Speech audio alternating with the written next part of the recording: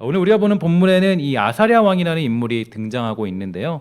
이 아사랴 왕은 비교적 선정을 베푼 남유다 왕으로 기록되어져 있습니다. 그런데 역대기로 보면 그는 우시아라고 불려지고 있죠. 그리고 역대하 26장 4절에서 뭐라고 평가되냐면 우시아가 그의 아버지 아마샤의 모든 행위대로 여호와 보시기에 정직하게 행했다라고 되어져 있는데요.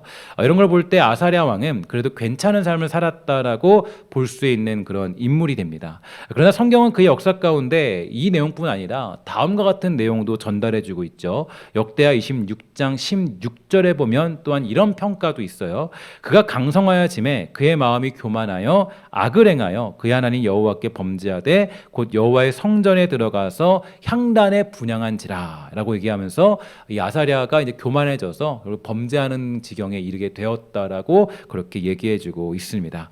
그 범죄는 바로 제사장도 아닌 자신이 성전에 들어가서 분향을 하려고 한 것이었고요. 그리고 하나님은 이러한 그가 이제 오랫동안 또 생명은 유지하되 52년 동안 그러니까 통치는 되게 짧고 나머지는 전부 다 나병 환자로서 별궁에서 지내게 된 거예요. 그러니까 이거는 이제 뭐 왕도 아니고 또 이제 뭐 왕이기도 하지만 왕도 아니고 뭐 복잡한 인생인 거죠. 그러니까 별로 인생은 많이 누렸지만 그러한 중에 이제 항상 나병 환자로서 별궁에서 지낼 수밖에 없는 그런 상황에 놓여져 있던 것입니다. 그럼 도대체 이 아사랴를 통해서 하나님이 저와 여러분들에게 주고자 하는 메시지는 어떤 것들이 있을까요? 저는 세 가지 정도로 꼽아봤는데요. 첫 번째로 하나님의 말씀과 함께하면 이 강한 능력을 가지는 인생이 될 수 있다라는 걸 알 수가 있게 됩니다. 아사랴가 비교적 성경에서 이 조금 괜찮은 평가를 받게 되는 이유가 무엇인가 하면 그에게 스가랴라는 선지자가 함께하고 있었는데 이는 구약 성경을 작성한 사람이 아니라 신실했던 어떤 선지자 또 뭐 제사장이라고 얘기할 수가 있겠죠. 근데 이 아사랴 왕이 그래도 이 사람과 함께할 때는 신실하게 주의 말씀을 따르는 인생이었기 때문에 하나님이 함께하시는 능력을 이룰 수가 있게 되었습니다.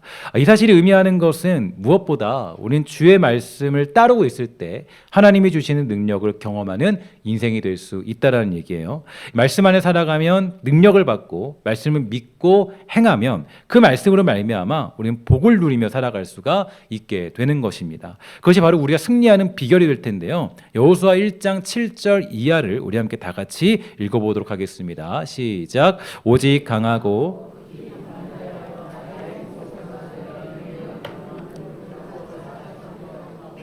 자로나 치우치지 말라. 그리하면 어디로 가든지 형통하리니 이 율법책을 내 입에서 떠나지 말게 하며 주야로 그것을 묵상하며 그 안에 기록된 대로 다 지켜 행하라. 그리하면 내 길이 평탄하게 될 것이며 내가 형통하리라. 아멘.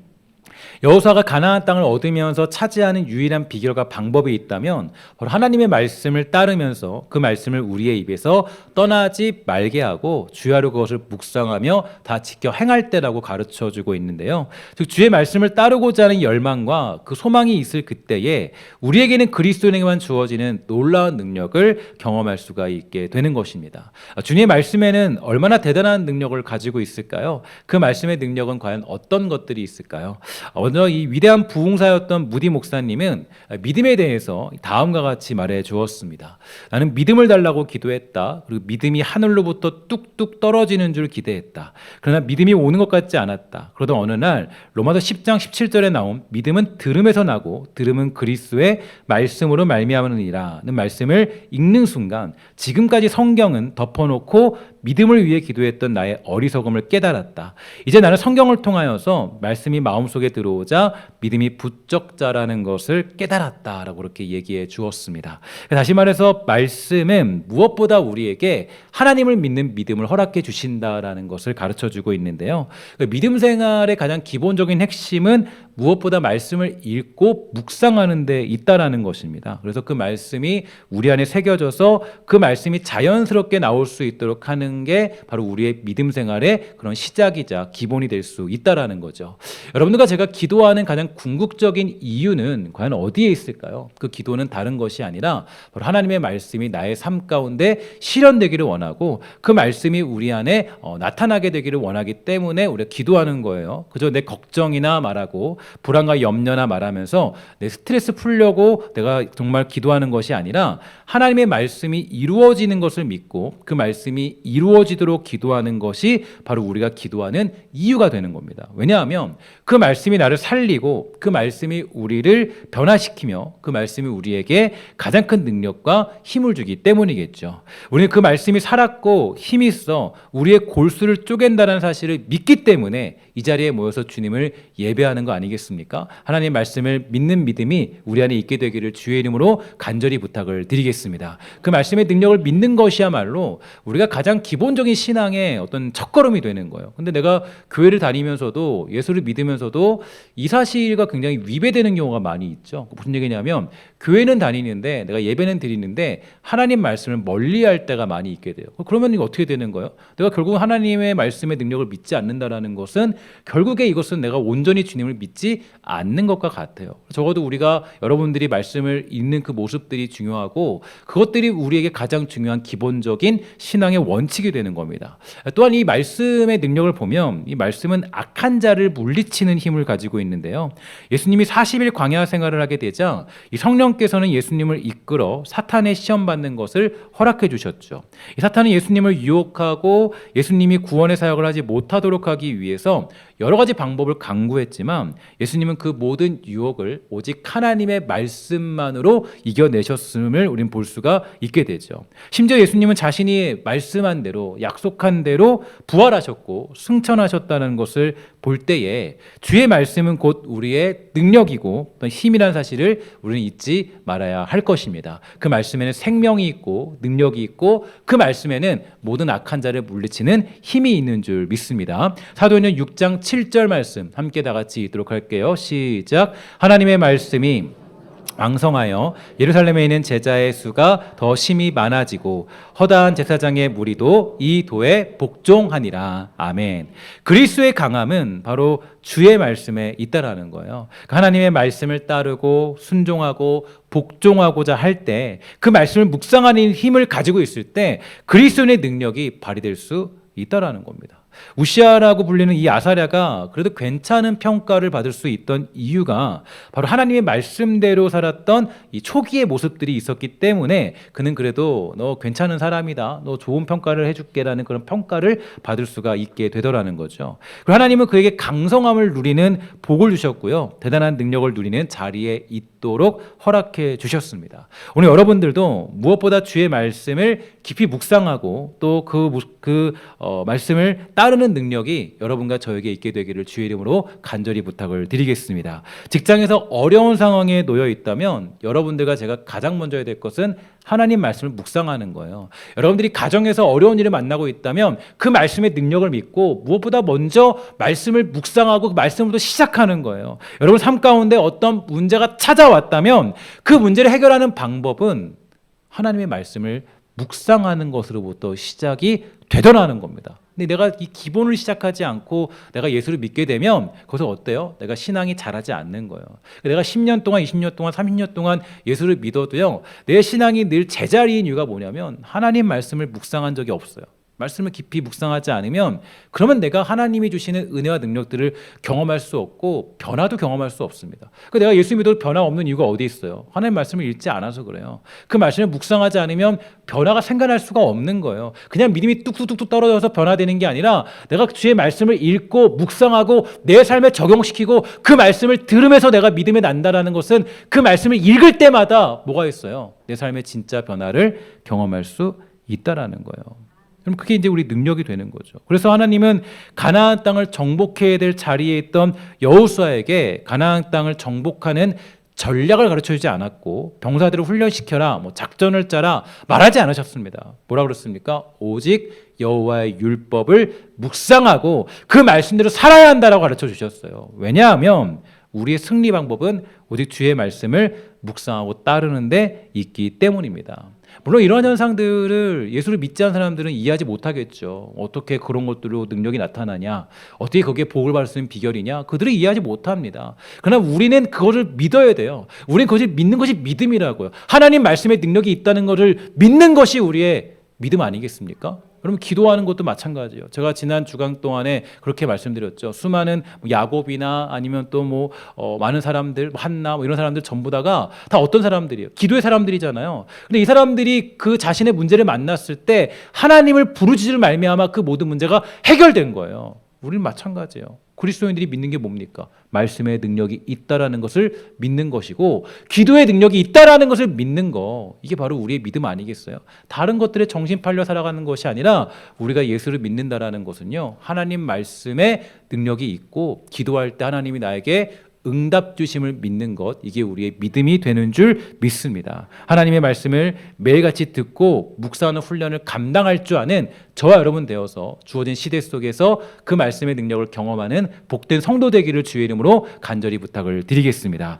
두 번째로 이제 주의 말씀을 떠나면 우리는 모든 것을 잃게 된다라는 것도 기억할 필요가 있는데요. 이 아사랴 왕은 초반에는 매우 강력한 힘을 누리는 인생이었습니다. 스가랴라는 선지자가 죽게 되자 근데 그는 교만한 인생이 되고 말았다는 거죠. 여러분, 그러니까 신앙생활 잘 하셔야 돼요. 어느 순간에 갑자기 탈선할 수밖에 없는 게 또 우리들의 모습이 되기도 합니다.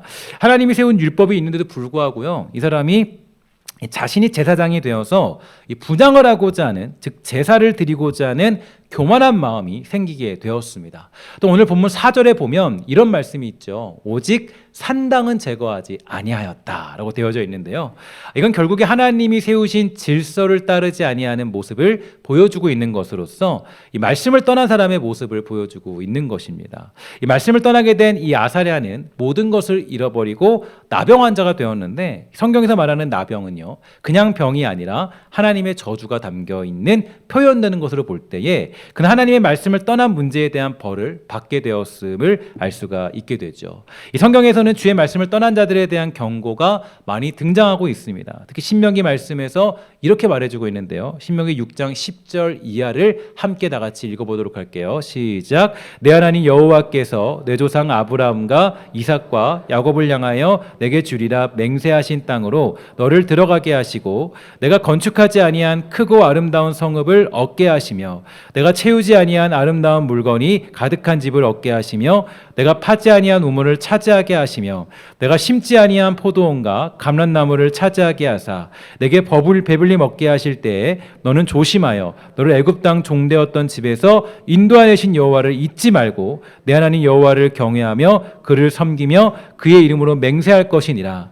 너희는 다른 신들 곧 내 사면에 있는 백성의 신들을 따르지 말라. 너희 중에 계신 너희 하나님 여호와는 질투하신 하나님이신즉 너희 하나님 여호와께서 내게 진노하사 너를 지면에서 멸절시킬까 두려워하노라. 아멘. 하나님의 말씀을 따른다면 하나님이 복을 주시고 그 말씀을 따른다면 모든 것을 다 줄 것이지만 그 말씀을 따르지 않고 하나님을 경외하지 않는다면 결국 우리는 망하게 될 수밖에 없다라고 성경은 가르쳐주고 있는 것입니다. 특히 사사기 마지막을 보면 우리에게 이렇게 가르쳐주고 있어요. 그때 이스라엘의 왕이 없었는데 사람이 각자 자기의 소견에 옳은 대로 행했다라고 가르쳐주고 있죠. 이 왕이 없다라는 것은 결국에 하나님의 말씀이 중심이 되지 않았다, 하나님을 따르지 않았다라는 이야기가 되는 건데요. 이스라엘 백성들이 자기의 소견에 옳은 대로 행하였다라는 것은 결국 하나님의 말씀을 완전히 떠났다라는 이야기가 되는 것입니다. 내가 말씀을 떠나면 가장 먼저 드러나는 게 죄의 모습들입니다. 뭐가 죄인지 몰라요. 똥인지 이게 된장인지를 구분을 못하는 거예요.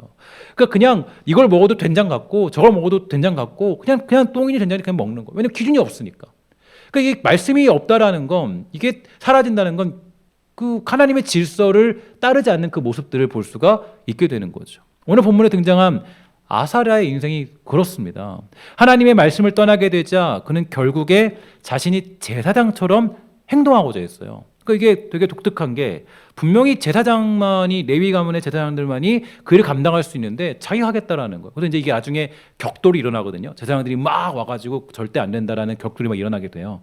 그러니까 이게 자기가 그 분향을 드리고 자기 멋대로 하려는 모습들, 뭐가 뭔지를 모르는 인생이 되는 거예요. 그러니까 여러분, 우리가 이 예수를 믿고 살아도 여러분과 제가 말씀을 매일같이 묵상하고 깊이 깨달아야 되는 이유가 어디 있냐면요, 내가 그냥 교회만 다니고 그냥 내가 기도만 하고 이걸로 끝나면 무엇이 기준인지 모르기 때문에 온전한 신앙생활을 감당할 수 없어요.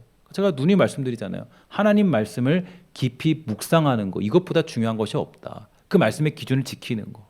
그러면 이게 이 사람이 이 아사랴가 하나님 말씀을 떠나게 되니까 가장 먼저 등장하는 게 자기 권력으로 하나님을 예배하고 찬양하는 일을 마음대로 할 수 있을 거라고 생각합니다. 그러나 하나님은 그러한 일을 조금도 용납하지 않았죠. 하나님이 주신 질서와 법칙을 말씀으로 가르쳐 주셨고 그게 하나님의 기준이었기 때문에 아사랴는 너무나 큰 죄를 지은 것이고 하나님은 그러한 아사랴에게 나병이라는 병을 주신 것입니다. 우리도 마찬가지예요. 주의 말씀이 기준되는 인생이 되어야 될 텐데요. 하나님의 말씀이 기준이라는 사실을 잊어서는 절대로 안 되는 것입니다. 세상에 아무리 무엇이 옳다고 강조하고 그들이 그것이 맞다, 이게 사랑이다, 이게 뭐다 라고 아무리 얘기해도 성경이 아니라고 한다면 우리는 그것을 인정할 수 없어야 돼요. 우리의 진리를 지키는 방법이라고요. 왜냐하면 우리의 기준은 오직 무엇이에요? 세상 법도 아니고 뭡니까? 하나님의 말씀이 되는 줄 믿습니다. 우리는 하나님의 말씀이 우리의 기준이 되는 거예요. 그게 가장 복된 인생이라는 걸 믿는 거예요. 그러니까 그리스도인은 뭐냐? 하나님 말씀이 세상과 달라도 이 길을 가면 이게 고난이든 어려움이든 내가 그게 정말 너무 괴로운 시절이든 그 길을 가는 게 복된 길이라는 걸 믿는 게 우리가 믿고 있는 믿음 아니겠어요? 근데 때로는 우리가 이 사실조차도 잊어버리는 경우가 굉장히 많이 있죠. 마지막으로 이러한 아사랴의 모습을 통해서 제가 아주 유심히 볼 수 있던 것은 뭐냐면 바로 그의 아버지 아마샤의 모습을 좀 기억해 볼 수가 있게 됩니다.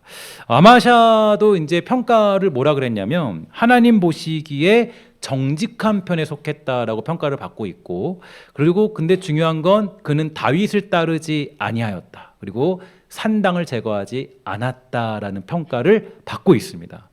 그 결과 아마샤는 백성들을 우상 숭배에 빠지게 만드는 그런 과오를 저지르고 말하는데요. 그러니까 이걸 봤을 때 이 아사랴는 아버지의 모습을 그대로 닮은 거죠. 똑같은 평가입니다. 그러니까 거의 비슷해요. 그러니까 아마샤와 아사랴가 평가받는 모습이 아버지와 똑같은 평가를 받게 되는 그 모습을 볼 수가 있게 되는 겁니다. 그러니까 이제 여러분들도 너무 잘 알죠. 여러분들도 이제 뭐 저보다 선배님들도 많이 계시니까 자녀를 보면서 야 나와 똑같네 라는 생각을 많이 하게 되죠. 생긴 것도 똑같고 하는 것도 똑같고 생각도 똑같고 비슷하다. 저는 가끔씩 제가 그 저희 첫째 딸을 보면은 제가 저 사람인지 저 사람이 쟤인지 모를 정도로 똑같이 생겨가지고 제가 그래서 한번 최근에 가족 사진을 찍었어요. 이제 뭐 되게 좋은데 찍은 게 아니라 핸드폰을 찍었는데 찍을 때 이제 제가 딱 서 있고 그 바로 옆에 제 딸이 첫째 딸이 서 있고 둘째 딸 아내가 서 있었습니다. 그리고 그 사진을 보고 나서 딸하고 그런 얘기를 했어요. 절대 내 옆에 서지 말아라. 그래서 저 서지 말고 너랑 나랑은 맨 끝으로 가는 거다. 그죠? 안 그러면은 누가 아빠인지 모르겠더라고요. 그죠? 누가 아빠인지 누가 이대희 목사인지 모르겠더라고요. 너무 똑같이 생겨가지고 제가 그 딸을 보면서 어떻게 나랑 똑같이 생겼지? 근데 서로 부인하긴 하죠. 너 절대 나랑 안 같아. 얘기하지만 뭐 부인할 수가 없는 사실이에요. 제가 근데 보면서 느낀 게 하나 있어요. 뭘 느꼈냐면 그렇게 얼굴 똑같은데 근데 더 무서운 사실은 신앙의 흐름도 자녀들이 많이 닮게 되더라고요. 이게 여러분 이게 우리가 좀 생각을 해봐야 될 문제입니다. 신앙의 흐름도 자녀들이 그대로 담는다. 제가 언젠가 한번 그런 얘기 있어요. 언제나 정말 죄송한 얘기인데 그냥 뭐 교회 생활 하다 보면 저도 힘든 일이 있잖아요. 어려운 일이 있잖아요. 그럼 저도 아내랑 뭐 이런저런 얘기하면서 힘들었다, 어려웠다 뭐 그런 얘기를 할 때가 있어요. 근데 저는 제 뒤에 있는 딸이 그거를 듣는 줄 몰랐어요. 그냥 뭐 자기 놀고 노니까. 근데 어느 날 갑자기 제가 그냥 또 심각한 얘기를 함께 나누고 있으면 딸이 그러더라고요. 아빠 너 다 안다? 얘기하더라고요. 보면서 나는 그래서 깜짝 놀랐어요. 뭘 안다고 네가 뭘 알아? 그 뒤로는 딸 앞에서는 이제 뭐 교회 얘기는 어떤 얘기만 하냐면 좋은 얘기만 해요. 너는 정말 너무 좋고 너무 행복하고 너무 좋다. 자랑도 많이 하고 그런 얘기 정말 많이 하거든요. 그러니까 이제 이게 되게 중요하더라고요. 그러니까 왜냐하면 이게 그 아이의 어떤 그런 앞으로의 신앙관도 형성이 되고 또 굉장히 어떤 그런 마음들을 품게 되는 모습들이 있더라고요. 제가 보니까 그래서 뭐 다행히도 그런 노력들이 조금 더 잘 이렇게 좀 이렇게 잘 돼서 그래도 아이가 잘 적응하는 모습을 저는 나름대로 보게 되었고 은혜를 누리게 되는 시간들도 좀 있는 것 같아요. 그런 것들을 보면서 많이 느꼈어요. 그래서 내가 정말 이 아버지로서 신앙의 아버지로서 이 자녀에게 정말 신앙의 좋은 모습을 보이는 건 사명이다, 의무다. 그러니까 이제 이게 내가 사명의 의무라는 거, 그러니까 아버지도 그렇고 어머니도 그렇고 사명의 의무라는 거. 왜냐하면 이게 지금 이 아사랴와 아마샤와 아사랴 관계를 봐도 똑같이 이어지고요. 열왕기하를 보면 재밌는 게 하나 있습니다. 뭐냐면 북이스라엘 왕조가 등장하잖아요. 근데 독특한 건 북이스라엘 왕조 중에는 단 한 명도 제대로 된 길을 가는 사람이 한 명도 없어요. 전부 다 뭐라 그러면 여로보암의 뒤를 따랐다. 여로보암의 뒤를 따랐다. 여로보암이 세웠잖아요. 그러니까 그 모든 북이스라엘 왕들은 다 평가가 뭐냐면 여로보암의 뒤를 따랐다라고 되어 있습니다. 그러니까 제가 이걸 보면 깜짝 놀랐어요. 그러니까 뭐냐면 여로보암에서 벗어난 인물이 없는 거예요. 다 여로보암과 똑같이 다 우상 섬기고 다 그렇게 해서 북이스라엘은 망하게 돼요. 너무 신기한 게 시작부터 마지막까지 전부 다 그 길로 똑같이 갑니다. 이게 제가 보면서 이 열왕기 상하가 주는 메시지가 뭐냐? 그리고 또 뭐 잘 아시다시피 이 앞에 사사기 같은 역사 같은 걸 통해서 주는 게 뭐냐? 또 여러분 창세기도 보면 그러잖아요. 아브라함과 이삭 보세요. 똑같죠 서로. 뭐 이삭도 똑같이 자기 아내 숨겨놓고 그렇게 뭐 하고 아브라함 똑같이 하고 똑같아요, 똑같아. 이런 거 느낀 게 뭐냐면 야 이게 우리가 신앙의 영향력을 안 끼치는 것 같은데 다 끼치고 있구나. 굳이 야 너 이렇게 해야 돼. 얘기 안 했는데 얘네들은 다 알고 있어요. 다음 세대는 다 보고 있는 거예요. 다 보고 있고 다 그냥 따라가고 있는 거예요. 그러니까 우리에게 사명이 있는 건 다음 세대에게 그냥 뭐 가르치는 것보다 더 중요한 게 있어요. 그들에게 그냥 하나님이 얼마나 위대하신가를 보여주는 삶을 보여주면 되는 거예요. 근데 자꾸 우리는 다른 것들로 자녀를 키우려고 그러고 신앙의 계승을 이제 좀 이렇게 다르게 시키려고 그러죠. 근데 신앙에 제가 지난 초반에도 이제 그런 것들을 여러분들이 목표와 가치로 세웠는데, 그러니까 우리 교회가 해야 될 일들 중에 하나가 제가 매달 첫째 주에 온가족 연합 예배를 드리잖아요. 왜 그러면 이유가 있어요. 이유가 뭐냐면 연합 예배를 드리면서 이제 그 교육부서 아이들도 얼마나 위대한 우리 신앙의 선배들이 앞에서 예배하고 있는지를 좀 보라는 거예요.